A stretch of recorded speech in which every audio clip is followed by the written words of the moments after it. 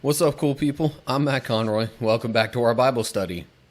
All right, so we've got Exodus 18 here. Last time was the Israelites.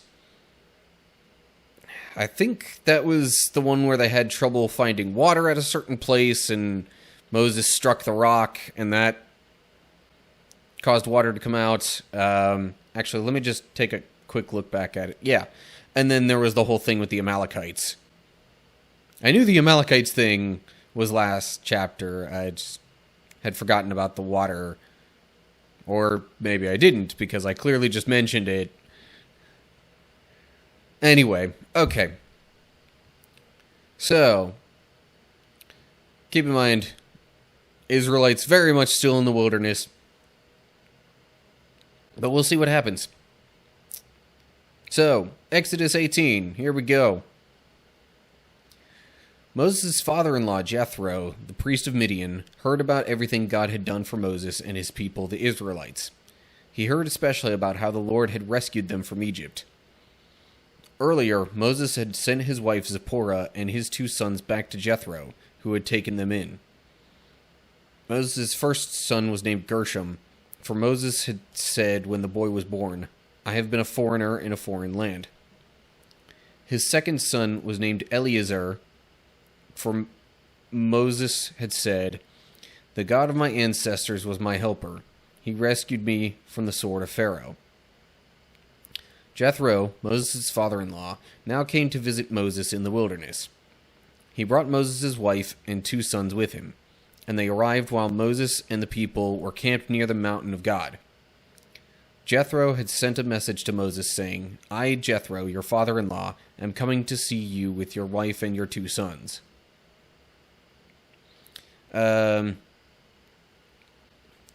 So, quick thing to note here, when it mentions camping near the mountain of God, I think we established just a chapter or 2 ago that was basically Mount Sinai. And also, looking back, that was the same mountain where, Moses saw the burning bush and heard from God there, and God promised him that he would bring the Israelites to that mountain after they were delivered from Egypt. Which was that mountain had to be at least relatively close to Jethro in Midian, because that's where Moses had lived after he ran away from Egypt because of having killed someone and, fearing the retribution from that. Also, obviously, where he met his wife Zipporah. Thus, how Jethro is his father-in-law. Anyway, so clearly they were not far from Midian, which is, why it's kind of reasonable for Jethro to then meet up with the people, or heard about everything. Yeah. Anyway, so footnotes. Gershom sounds like a Hebrew term that means a foreigner there, because Moses was a foreigner in Midian when he had his first son. Second one, Eleazar, I don't know. But it means God is my helper, because God had helped him escape Pharaoh. Okay, so, moving on. Verse 7. So Moses went out to meet his father-in-law. He bowed low and kissed him. They asked about each other's welfare, and then went into Moses' tent. Moses told his father-in-law everything the Lord had done to Pharaoh and Egypt on behalf of Israel. He also told about all the hardships they had experienced along the way, and how the Lord had rescued his people from all their troubles. Jethro was delighted when he heard about all the good things the Lord had done for Israel as he rescued them from the hand of the Egyptians. Okay, so, sorry, backtracking just a little bit. Moses, again, had sent Zipporah and his sons to meet Jethro, and I'm assuming to tell him that they were kind of close by, and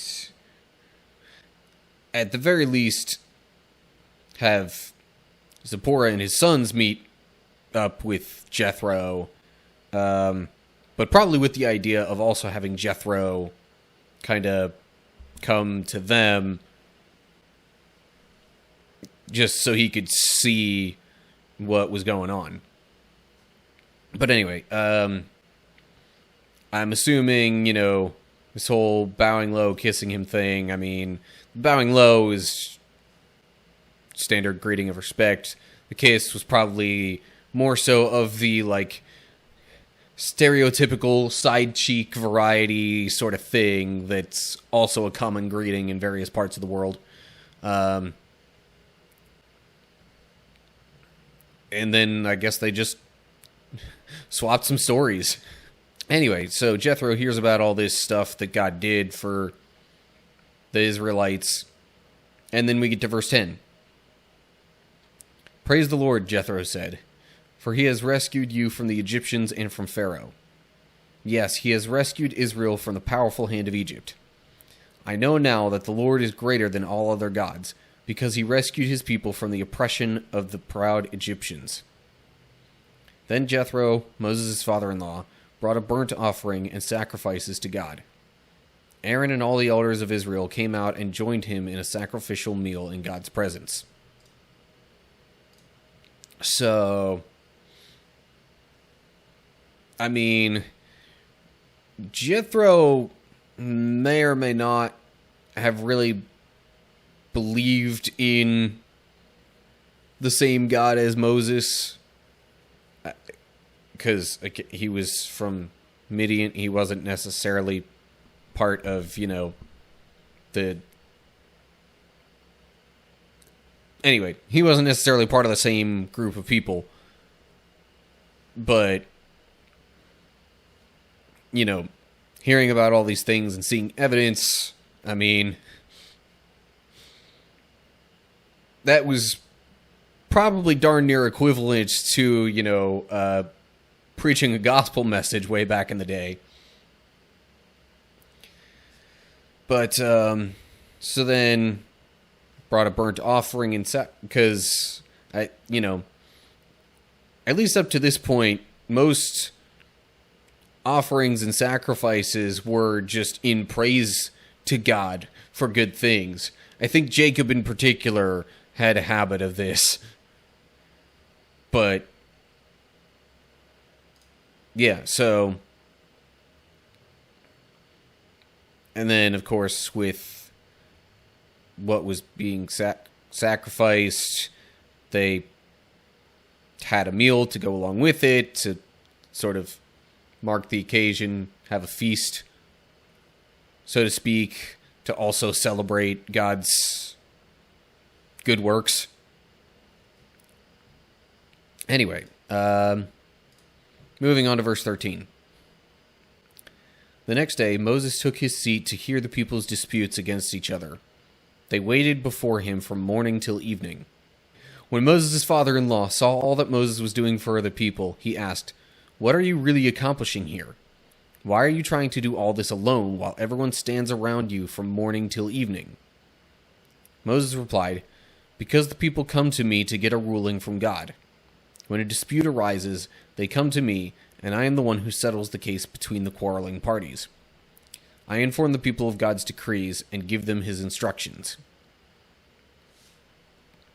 So, I assume things were this way in large part because, Moses, out of all the people, was the one that was hearing directly from God, at least certainly more than anybody else. And so because people wanted, essentially the approval of God, and or like wanted to know as best as possible, God's ruling, thoughts, decision on a certain matter, they would go to Moses, their closest connection to God, to get that. I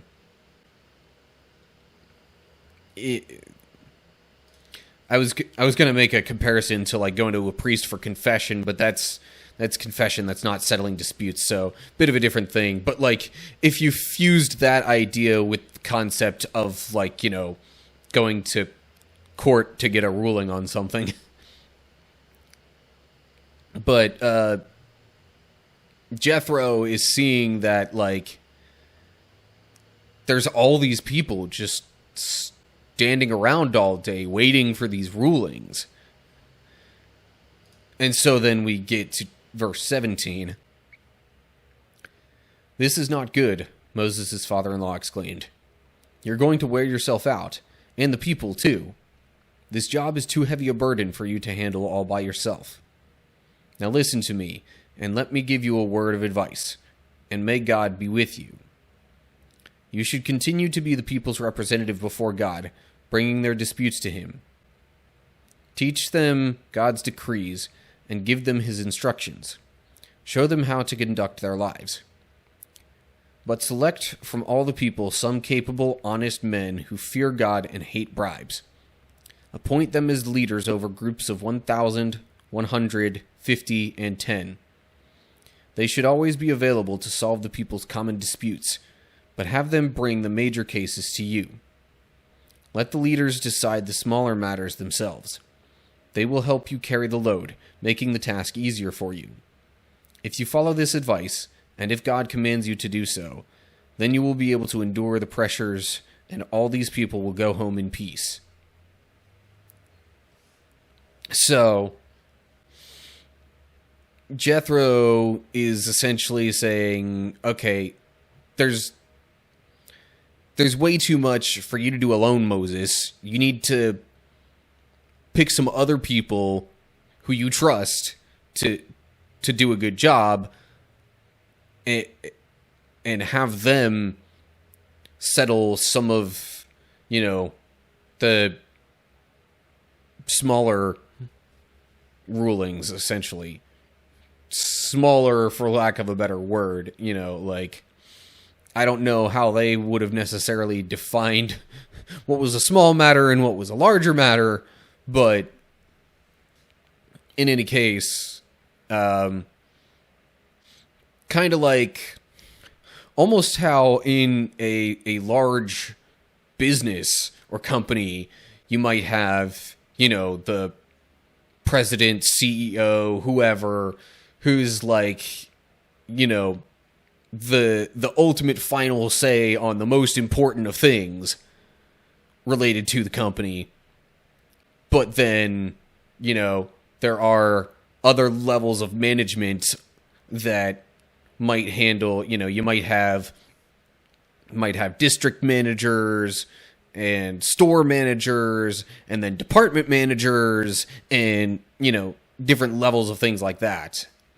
Now, what exactly, would be the defining characteristics and why certain people in this case would manage certain sizes of groups, I don't know. But, I mean, one would kind of assume that the men that would be more trusted would be the ones in charge of more people. But, just like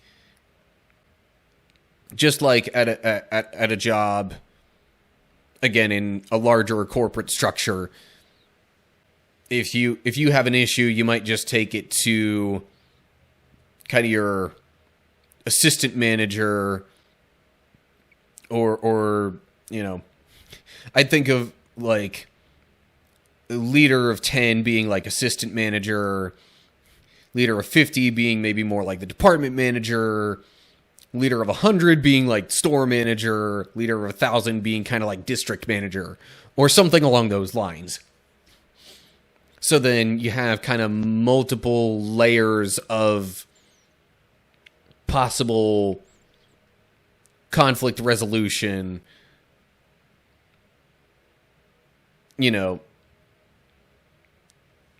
so then, like, if someone has a problem that's just, oh, this other person in our department, seems to kind of be slacking off, you go to the lower rank, assistant manager type.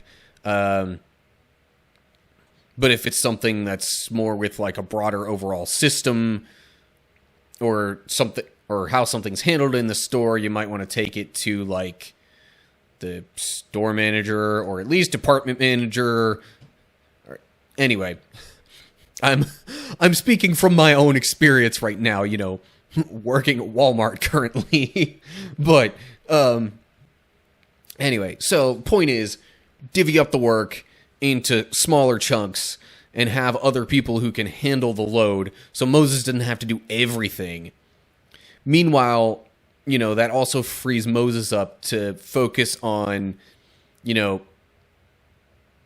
just hearing commands from God on broader matters and like telling the people and showing them just general,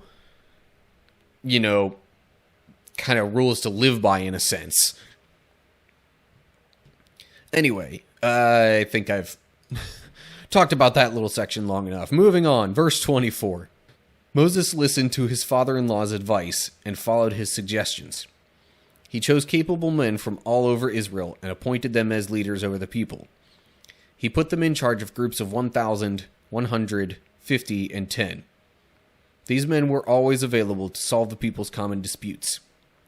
They brought the major cases to Moses, but they took care of the smaller matters themselves. Soon after this, Moses said goodbye to his father-in-law, who returned to his own land. So, yeah, further kind of solidifying my thoughts about, the structure and different levels of conflict resolution and stuff. Because then, like, those leaders of fewer numbers of people, like, if they weren't sure how to handle it, could take it to a higher level of leadership and so on and so forth.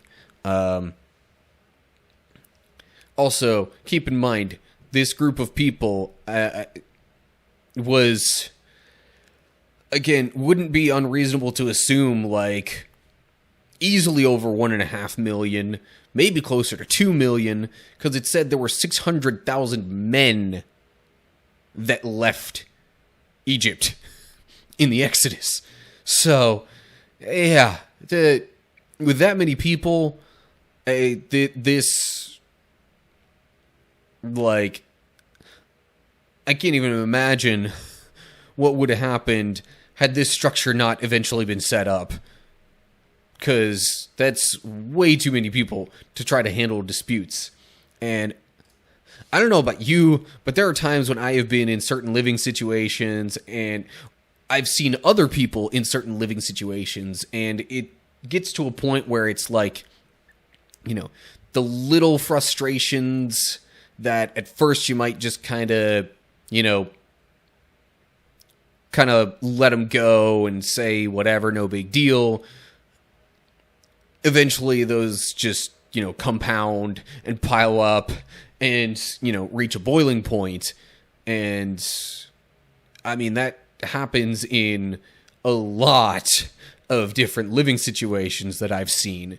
So I can only imagine just how many times people would have had complaints to bring, to, other leaders in this case. Because not only is it likely there were family disputes, but probably like, community disputes, and then like questions of, does this particular situation fall under this law, or what do we do here? Actually, they didn't even have too much in the way of laws from God at the time, so they were probably trying to just get a sense of all that in the first place. And whenever they had just a general disagreement on these things, they would try and seek, the proper way to handle it. And even more so, as they didn't have very many established laws at the time, I can only imagine that there were a lot of these questions. So anyway, TLDR, Jethro visits Moses and kind of says, look, you need to change your leadership structure here so you're not spending all day just solving people's problems. Okay, so I guess that about does it for Exodus 18. So yeah, that about wraps it up for this time. As always, like the video if you enjoyed it, share it with others if you want them to see.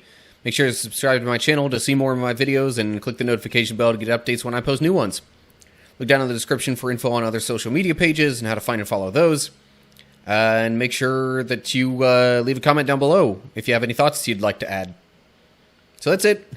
Hope you're all doing well. Hopefully I'll see you for the next chapter. But until then, stay cool, people.